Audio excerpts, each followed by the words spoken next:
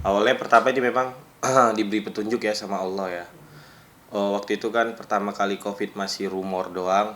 Saya udah coba ini nih, udah coba berjuang sampai saya galang dana juga. Dalam waktu 3 hari saya bisa menggalang dana 2 miliar. Terus dalam waktu seminggu bisa galang dana 3 miliar. Yang akhirnya 3,4 miliar.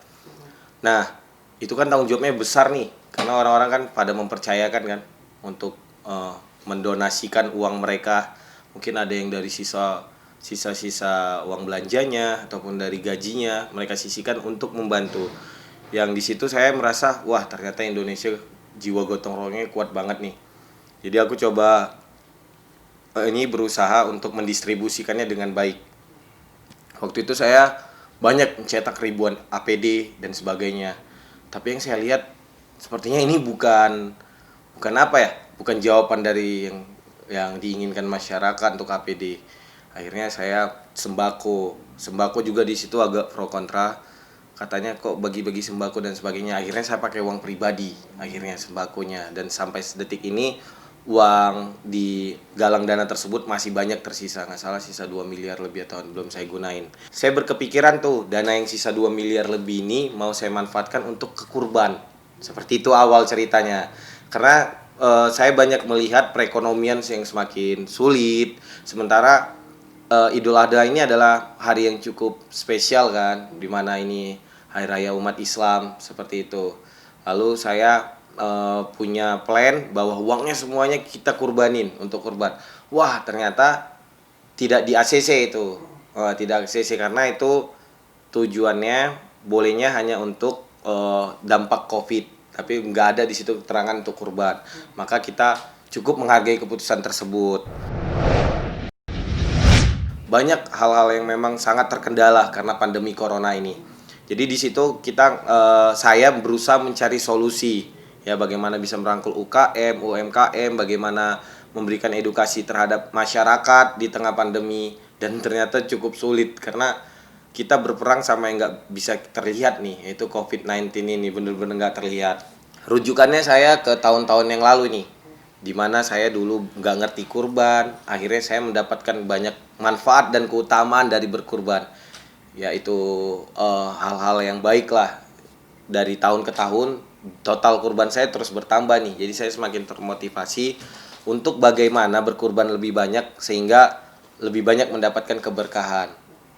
Ini memang benar-benar dituntun dan dibimbing oleh Allah. Kalau enggak ini enggak bakalan terjadi. Yaudah, karena itu enggak jadi, saya putuskan untuk dari dana saya pribadi ya selama ini yang saya kumpulin untuk 100 sapi itu awalnya. Ketika itu saya survei masjid-masjid yang membutuhkan. Wah, di situ dapat petunjuk. Ternyata biasa di masjid ini yang kurban 4 ekor sapi gitu.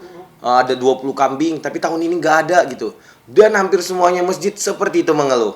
Wah, ya udah deh, nggak apa-apa. Kita tambahin masjidnya yang tadinya 100, bagaimana kita 350 gitu. Lalu akhirnya setelah kita 350 deal, kita dapat petunjuk lagi nih. Apa petunjuknya? Banyak sekali ya saudara-saudara kita pedagang hewan kurban yang sedih. Kenapa gitu? Udah mau deket hari H, tapi dagangannya belum laku. Gitu. Sebenarnya ini saya dikasih petunjuk pelan-pelan nih, dituntun, diarahin, dibimbing. Ya udah dibeli aja hewannya biar dia nggak itu. Soalnya ada yang sampai frustasi karena dia kan ini kan dagang makhluk hidup ya. Dagang makhluk hidup apabila mati atau nggak laku karena dia harus ngasih makan kan setiap hari. Sementara itu sebagian pedagang ada dia yang hutang dulu. Gitu. Contohnya dia beli 100 ekor, dia bayar 50% dulu. 50%-nya setelah didagangkan. Nah, dari kesulitan itulah saya coba membantu mereka lalu menjadi 404 ekor ini. Yang harapan saya, semoga ketika saya bisa membantu kesulitan orang lain, maka Allah akan permudah saya gitu. Seperti itu sih harapan saya. Itu awal benar-benar kronologinya.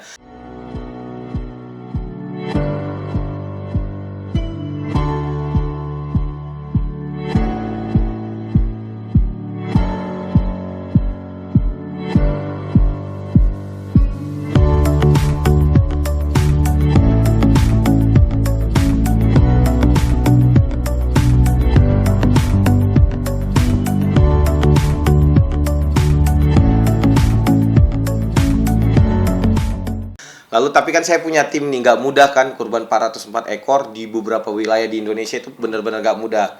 Akhirnya saya tadinya saya merangkul HIPMI ya. HIPMI itu kan suka event ya dan sebagainya. Tapi ada orang event juga saya rangkul untuk bagaimana mensukseskan kurban ini dengan baik. Lalu di situ dia, ini kan prestasi yang luar biasa. Kenapa nggak sekalian di rekor muri aja? Seperti itu. Ya udah nggak apa-apa, coba diiniin. Tapi tetap teman-teman semua saudara jangan lihat rekor murinya ya. Yang terpenting bagaimana ke depan kita walaupun masih muda berkurban lah ke depan untuk yang lebih rezekinya. Karena ini benar-benar kunci sukses ya, sedekah.